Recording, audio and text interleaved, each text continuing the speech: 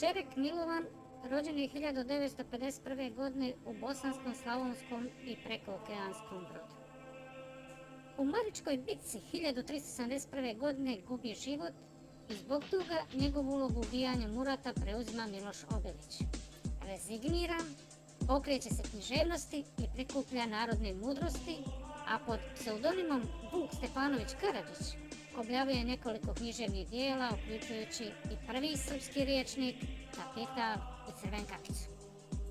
Hrabrost je naslijedio svog djede vojvode Živojina Mišića, poznatijeg kao Svetozar Marković, a istrajnost i upornost je gradio u svog ujaka Nikolu Teslu dok mu je asistirao pri istraživanju.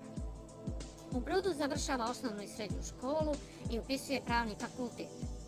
Odbija da završi fakultet iz protesta prema kršenju ljudskih prava, odlazi u Južnu Ameriku gdje provodi vrijeme u obrazovanju i liječenju neistraženih plemena. Komunističku partiju napušta 1948. godine i od tada se posvećuje borbi protiv sistema. 1968. godine odbija Nobelovu nagradu za fiziku zbog napornog rada na plozi Brčko-Banović. Zbog razlaza s Titom odlazi u Ameriku gdje radi na svemirskom programu NASA.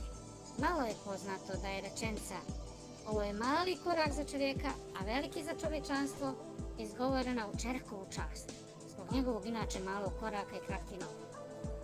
U Srpsku se vraća 80-ih kako bi izgradio prvi dio mosta preko Save koji je projektovao u Americi i lično sam podigao lamele sa 8 spratova.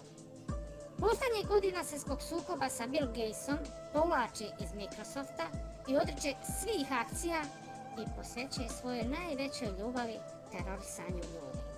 Svoje skromno iskustvo stavlja vama u ruke. Naprijed, malim korakom do pravde.